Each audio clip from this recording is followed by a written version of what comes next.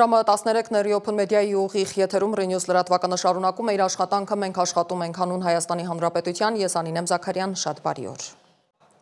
Գեղարքունիքի մարզի Ծափաթաղ գյուղի բնակիչ 3-ամյա Տիգրանի որոնումները շարունակվում են, այս պահին ըստ ոստիկանության որևէ նորություն չկա։ Հիշեցնեմ, հոկտեմբերի 27-ին ժամը 18-ի սահմանում ոստիկանության օպերատիվ կառավարման կենտրոն հաղորդում է ստացվել, որ Ծափաթաղ գյուղի բնակիչ 2022 թվականին ծնված Տիգրան Օվանեսովը ժամը 16:30-ից կորել է։ Որոնողական աշխատանքներին ներգրավված են քրեական ոստիկանության գլխավոր վարչության, Գեղարքունիքի մարզային վարչության և մարզի համայնքային ոստիկանության 5 բաժիններից շուրջ 150 և փրկարար ծառայությունից 150 ծառայող, ինչպես նաև կինոլոգներ, օգտագործվում են անօդաչու թռչող սարքեր և տեխնիկական այլ միջոցներ։ Որոնումներին մասնակցում են նաև Ծափաթաղի մերձակա բնակավայրերի բնակիչներ և տարբեր բնակավայրերից շուրջ 200 կամավոր։ Երեխայի անհետ կորելու դեպքի առթիվ նախաձեռնվել է քրեական վարույթ սպանության հոդվածով։ Դեպքի առնչությամբ ներքին գործերի նախարարությունը հայտարարություն է տարածել, որտեղ հորդորում է չտարածել չճշտված տեղեկություններ, որոնք կարող են վնասել որոնողական գործընթացին և երեխայի ընտանիքի հոգեբանական վիճակին։ Անձնական կյանքին առնչվող գաղտնի տեսագրությունների հրապարակման հարցն այսօր ազգային ժողովի հանձնաժողովների համատեղ նիստում բարձրացրել է Հայաստան խմբակցության քարտուղար Արծվիկ Մինասյանը, հետաքրքրվելով, թե արդյոք կառավարությունը պատրաստվում է լրացուցիչ միջոցներ հատկացնել անձնական տվյալների պաշտպանության ոլորտին և պահանջել է հստակ գնահատական ննջարաններում և բաղնիքում կատարված գաղտնի տեսագրությունների վերաբերյալ։ Ի պատասխան վարչապետի աշխատակազմի ղեկավար Արայիկ Հարությունյանը և ֆինանսների նախարար Վահե Հովհաննիսյանը դատապարտելի են որակել նման մեթոդները։ Վահե Հովհաննիսյանը նշել է, որ քննարկվում է անձնական տվյալների պաշտպանությամբ զբաղվող առանձին անկախ մարմին ստեղծելու հարցը, ինչի համար անհրաժեշտության դեպքում կհատկացվեն միջոցներ։ Դեռ ընդդիմադիր եղած ժամանակվանից դա վերաբերեր ընդդիմությանը, իշխանությանը, ես հրաժարվել եմ երբևէ այսպիսի մեթոդներով հրապարակված արված հրապարակումները մեկնաբանել, որովհետև երբ որ դու սկսում ես այսպիսի երևույթները մեկնաբանել, դու պարարտ հող ես ստեղծում, որպեսզի դրանք հետագայում նույնպես շարունակվեն։ Եվ միանշանակ պետք է համապատասխան մարմինները եւ ատյանները միջոցներ ձեռնարկեն հետագայում նման երևույթները կանխելու համար։ Արդարադատության նախարարությունում այս ուղղությամբ կա առանձին մարմին, որը զբաղվում է անձնական տվյալների պաշտպանության հարցերով։ Սակայն կա առաջարկ ստեղծել առանձին անկախ մարմին,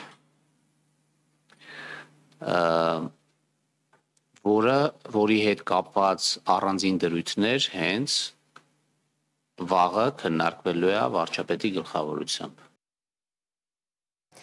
Վարչապետի մամուլի քարտուղար Նազելի Բաղդասարյանը հայտնել է, որ Նիկոլ Փաշինյանը հոկտեմբերի 29-ից 30-ը աշխատանքային այցով կլինի Ֆրանսիայի Հանրապետությունում, ըստ նրա վարչապետը կմասնակցի Փարիզի խաղաղության 8-րդ համաժողովին։ Նախատեսված են նաև երկկողմ հանդիպումներ, մասնավորապես հոկտեմբերի 30-ին Ելիսեյան պալատում կկայանա Փաշինյանի հանդիպումը Ֆրանսիայի նախագահ Էմանուել Մակրոնի հետ։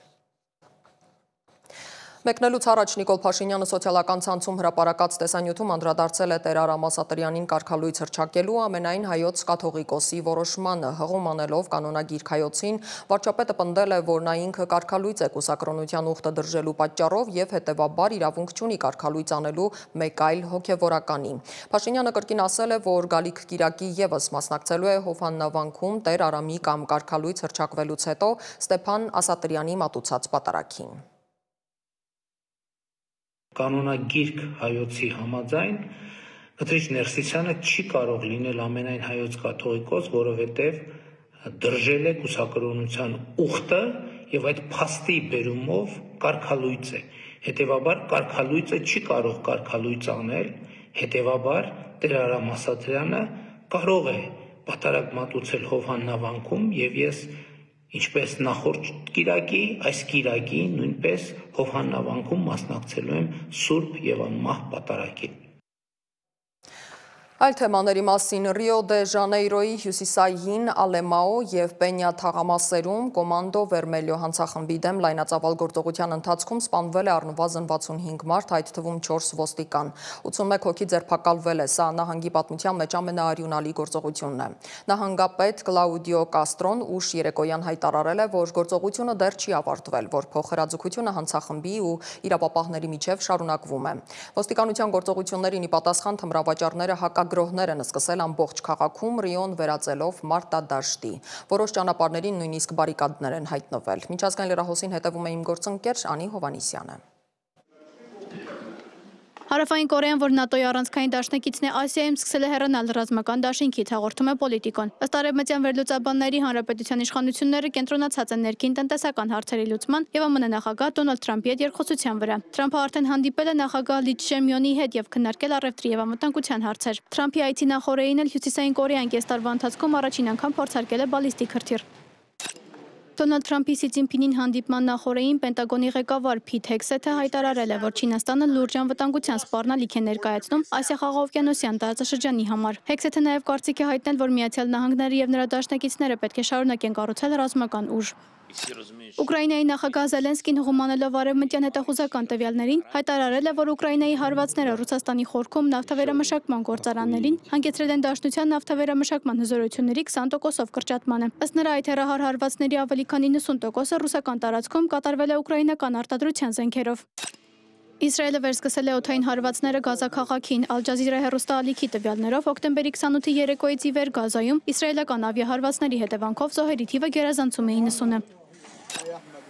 Մելիսա Փոթորիկը արդեն 4-րդ կատեգորիայի ուժգնության է հասել, այն արդեն մոտենում է Կուբայի ափերին։ Ջամայկայի հարավ-արևմուտքում գտնվող Սենթ Էլիզաբեթ թաղամասը ջրի տակ էր անցել։ Հարավ-արևմտյան Ջամայկայում ավելի քան կես միլիոն մարդու հորդորել են ավելի բարձր վայրեր տեղափոխվել։ Անի Հովանիսյան, Ռեոփն մեդիա։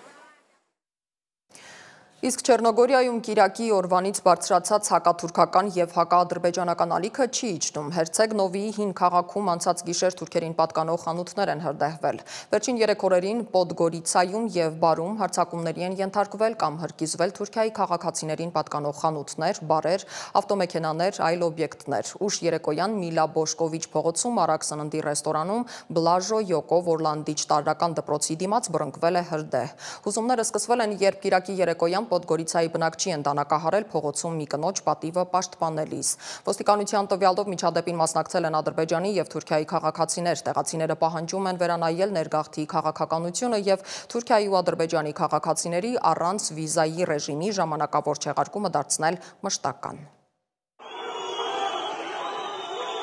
Թուրքերի ու ադրբեջանցիների զանգվածային ձերբակալություններ են Մոնտենեգրոյում։ Ամեն ինչ սկսվել է շաբաթ գիշերը սրճարանի մոտ մի սովորական լեզվակռվից։ Կրքերը թեժացել են, երբ մի խումբ թուրքեր հարձակվել ու դանակահարել են չեռնոգորցի տղամարդու, որը պաշտպանել է մի կնոջ։ Բարեբախտաբար տուժածի կյանքը բժիշկները կարողացել են փրկել։ Ոստիկանությունը հայտնել է, որ ձերբակալել է դանակահարությանը մասնակցելու կասկածանքով 2 անձի՝ Թուրքիայի եւ Ադրբեջանի քաղաքացիների, բայց ոչ միայն այսքանը։ Եվս 45 քաղաքացի էլ օրինական բնակության փաստաթղթեր չունենալու կասկածանքով է ձերբակալվել։ 7-ին տուգանել են եւս 8-ի հանդեպ արտաքսելու որոշում կայացրել։ Չեռնոգորիայի կառավարությունը ժամանակավորապես կկասեցնի Թուրքիայի քաղաքացիների համար առանց վիզայի ռեժիմը եւ ինտենսիվ քննարկումներ կսկսի Անկարայի հետ ապագա վիզային պայմանավորվածությունների շուրջ։ Տեղացիների զայրույթն այնքան ուժգին է, որ ցույցեր են սկսվել սպանեք թուրքերին, վռնդեք նրանց կարգախոսներով։ Կատաղած ցուցարարները ջարդուփշուր են արել թուրքերի ռեստորանները եւ մեքենաները։ Տեղացիները սեփական ուժերով նաեւ բարեկախմբեր են ձևավորել թուրքերի հակահարձակումը դիմագրավելու համար։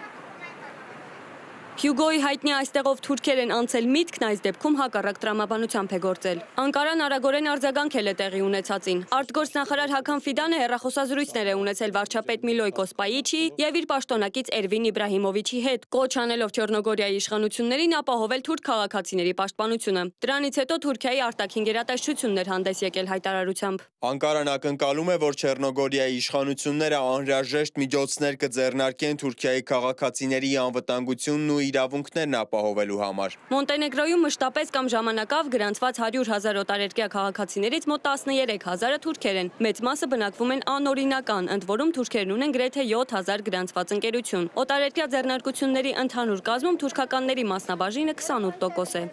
Մոնիկա Հայրոյան, Ռեոփն մեդիա։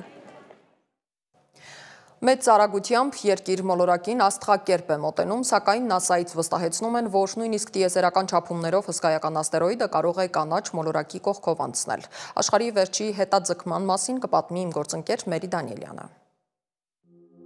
Տիեզերական չափումներով սրընթաց արագությամբ երկրին է մոտենում խորհրդավոր երկնային օբյեկտ, որը նախկինում երբեք չի երևացել։ 3i Atlas, հազվագյուտ միջաստղային օբյեկտ, որը հայտնաբերվել է այս ամռանը եւ բուռն քննարկումներ առաջացրել։ Երկնային մարմինը շարժվում է 210,000 կմ/ժ կամ վայրկյանում գրեթե 60 կմ արագությամբ։ Հարվարդի համալսարանի պրոֆեսոր Ավի Լոեբի խոսքով, այս մասշտաբի օբյեկտը կարող է հայտնվել միայն 10,000 տարին մեկ անգամ։ Ըստ NASA-ի 3i Atlas-ը որևէ սպառնալիք չի ներկայացնում երկրի համար։ Հաշվարկները ցույց են տալիս, որ օբյեկտը երկրագնդին ամենամոտը կլինի դեկտեմբերին, մոտ 270 միլիոն կիլոմետր հեռավորության վրա։ Աստերոիդի քաշը 33 միլիարդ տոննայից ավելի է, օբյեկտի տրամագիծը մոտ 5 կիլոմետր է, մոտավորապես Մանհեթենի կղզու չափ։ Աստղակերպը տարբերվում է իր նախորդներից տարօրինակ քիմիական բաղադրությամբ։ Օբյեկտի շուրջ նիկելի գոլորշու ամպեր են նկատվել առանց երկաթի։ Սա զարմացնում է գիտնականներին, քանի որ սովորաբար նիկելը եւ երկաթը միասին են հանդես գալիս տիեզերական մարմիններում։ Whether that may be some kind of a conspiracy that Ինձ հարցրել են, թե արդյոք դա կարող է լինել որևէ դավադրություն, որը կապված կլինի այլ մոլորակային ինտելեկտի հետ։ Ես կարծում եմ, շատ ավելի հավանական է, որ դա երկրային հիմարության, քան այլ մոլորակային ինտելեկտի արդյունք լինի։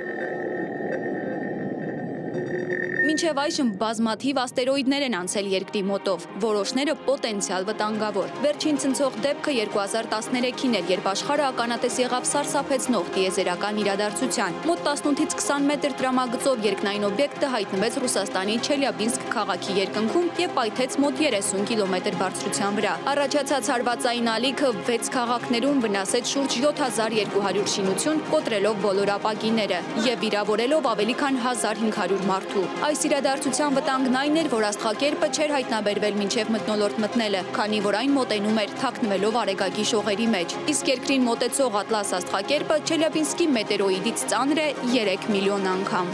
Մերի Դանիելյան, Open Media։ Եվ վերջում SOS մանկական յուղեր բարեգործական հիմնադրամը 35 տարեկան է։ Մեր երկրում Սպիտակի երկրաշարժից հետո սկսած այս նախաձեռնությունը բազմաթիվ երեխաների ընտանիքում մեծանալու հնարավորություն է տվել։ 35-ամյակի միջոցառմանը իմ գործընկեր Աննա Հարությունյանը խոսել է մի կնոջ հետ, որը 26 երեխայի մայրություն է արել։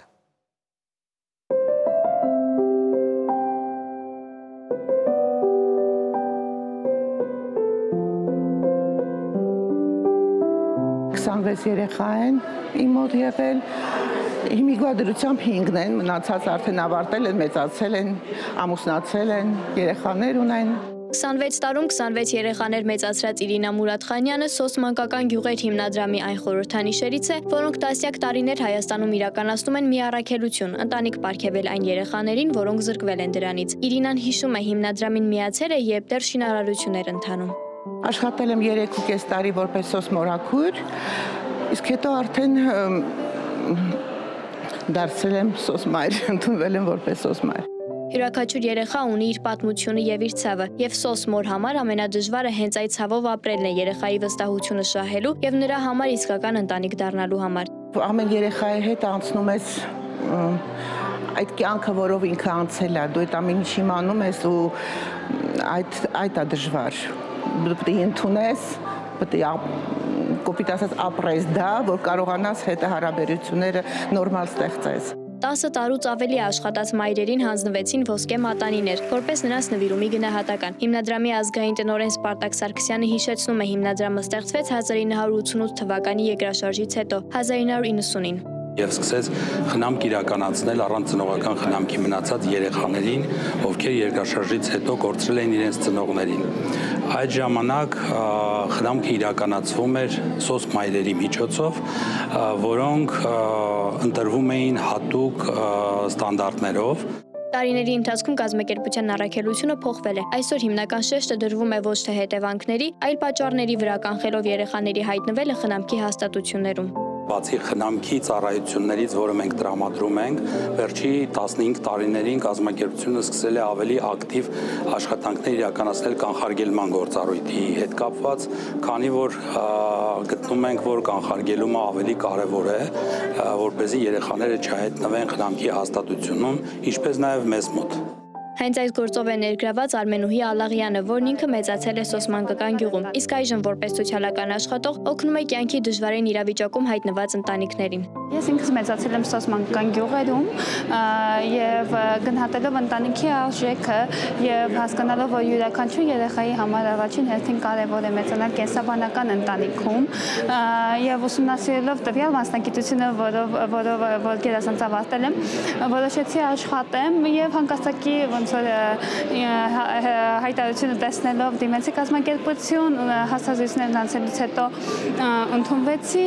Այս բարդ աշխատանքում Հայաստանի գրասենյակը մենակ չէ։ Կազմակերպությունը, որը գործում է 137 երկրում, ունի միջազգային գործընկերներ, որոնցից է Սոսմանկական գյուղեր Ֆրանսիա հիմնադրամը։